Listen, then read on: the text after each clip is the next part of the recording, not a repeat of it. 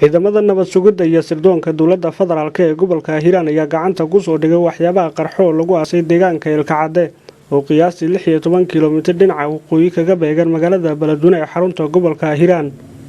taliyaha ciidamada nabad sugidda ee gobolka Hiiraan Xasan Kaafi Maxamed Ibrahim ayaa sheegay inay ku guuleysteen inay gacanta ku soo dhigaan waxyaabaha qarxa kadib markii dadka deegaanka ay ku soo wargeliyeen. hay'adda nabad sugidda iyo sirdoonka qaranka Soomaaliyeed qaybta gobolka Hiiraan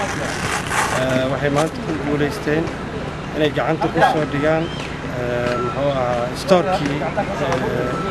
al-shabaab ay ku kaydsan jireen waxyaalaha qarxa sida miinooyinka runtii la damacsanaayeen shacab fara badan oo Soomaaliyeed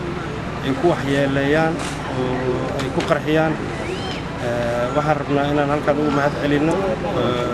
howlgalkii aan halkaa ku tagno waxaa qayb ka ahaa runtii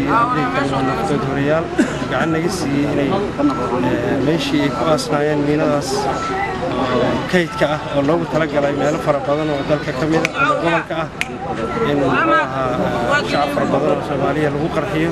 waxaa gacan naga siiyey oo soo saaray ciidanka booliiska Soomaaliyeed gaar ahaan ciidanka baarista. marka deegaanada waxyaabahan ka soo qabateen waa kuwee wallahi runtii shaqo fara badan loo maray in waxyaabahan qarxa aan ka soo qabanno meeshaas waxaan ka soo qabanay ceelgaal meel ka furaysan oo deegaan baadiye ah lagu aasay oo ay ku duubnaayeen. marka deegaanka lagu duubay waxyaabahan qarxa yaa joogay xogtaan helnay muddaan ka shaqaynaynay muddaan raadinaynay meel cid ay joogto ma ahayn laakiin xogaan ku tagnay iyo warbixin aan hayno rasmiya waana ku guulaysanay runtii qalabkuna wuu diyaarsanaa oo in la soo qaado meel la geeyo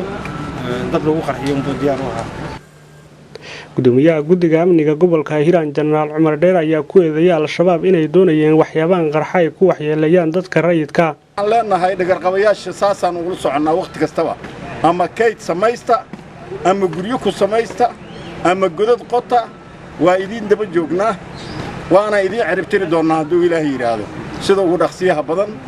gobolkana ma isku noolaanayno ayaga iyo meeshii ka soo jeedaanba waa ciribtiri doonaa dhawaan hadduu alla yiraahdo ciddii shaqada qabatay amaanay mudan tahay waxay mudan tahay sharaf dalkayna u soo hooyeen ayagana abaalmarintii qaado doonaan sida ugu dhaqsiyaha badan cid kasta ha noqoto ama booliis ha noqdo ama nabad sugid ha noqoto cid kasta oo noqoto oo hawshaas ku lahayd abaalmarin degdeg inay helaysaa ballan hadduu Ilaahay waa markii ugu horeysay oo ciidamada nabad sugidda iyo sirdoonka qaranka ay gacanta ku soo dhigaan waxyaabaha qarxo oo lagu aasay deegaano ka baxsan magaalada Beledweyne ee xarunta gobolka Hiiraan. Maxamed Cabdi Sanay telefishinka caalamiga ee Bulsho